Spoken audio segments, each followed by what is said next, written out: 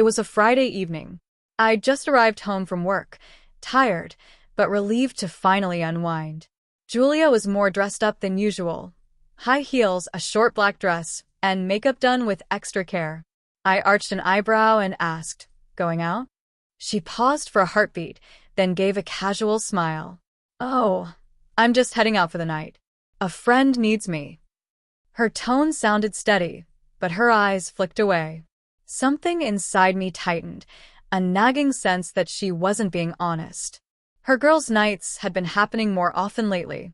Her phone seemed glued to her hand, and there was a new perfume clinging to her coat that I didn't recognize. Tonight, I decided I wouldn't ignore it. I leaned back, watching her closely. She tried to act composed, but her body betrayed her. Shifting weight, tapping a foot, avoiding my gaze. I knew that look. I'd seen it before when she'd lied about small things, like a hidden shopping receipt. But this felt much larger. I drew a breath and spoke evenly. "Before you go, there's something I need to show you." Her smile faltered, color drained from her face. "What do you mean?" she asked, voice thin.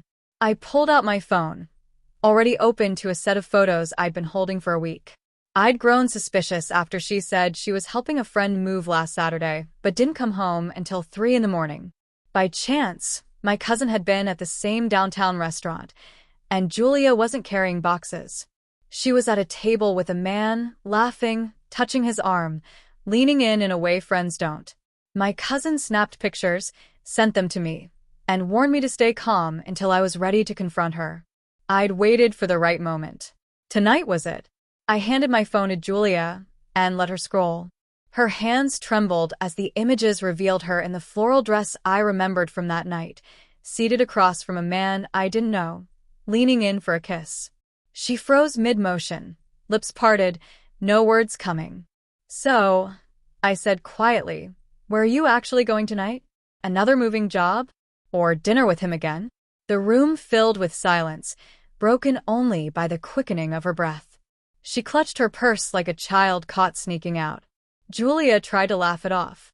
"It's not what it looks like," she stammered. I cut her short. "Don't," I said, firm. "Don't insult my intelligence. You've lied enough." For once she had no ready excuse. Her confident stride toward the door had vanished. She looked like someone trapped with nowhere to hide. She opened her mouth, but my glance stopped her. "Tonight, you're not going anywhere." Her eyes widened, not at the threat of violence. I never hit her, but because she finally understood the game was up. I pulled a folder from the drawer and set it on the table. Inside were bank statements, copies of messages I had quietly retrieved from her phone, and a draft separation agreement I'd had my lawyer prepare days earlier. When Julia saw the paper, she gasped. You already knew," she whispered. I nodded. "I knew enough. I wanted to see if you'd admit it yourself." The truth landed on her more heavily than any slap. She sank onto the couch. Her purse slipped from her hand. Tears filled her eyes as she reached toward me. "Please," she sobbed. "It was a mistake. It meant nothing." Her voice broke with desperation. I'd heard enough lies. I leaned forward, my voice cold and steady. "It may have meant nothing to him, but you meant everything to me, and you traded that for a cheap thrill." She began to cry harder, covering her face, but I didn't soften. The damage had been done. There was no undoing it. I stood and walked to the door she'd been so eager to rush out. I opened it wide. "You want to leave tonight? Go. But you're not coming back here." Julia stared at me in shock, as if she'd expected anger, but not finality. I pointed at the folder. "Those papers will be filed on Monday.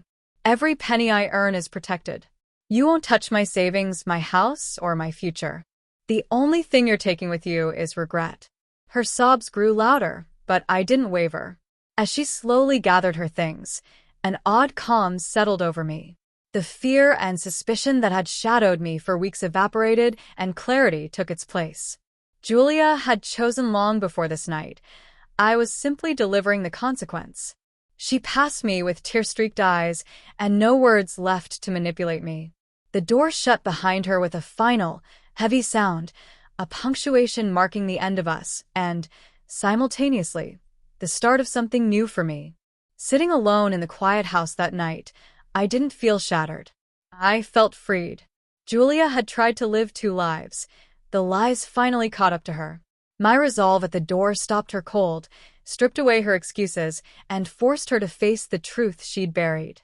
Sometimes betrayal is less about the deed itself and more about the choice someone makes when they think they won't be found out. But I had found out. And instead of begging or forgiving, I let her walk away into the life she had chosen. And for the first time in years, I was ready to live mine without her.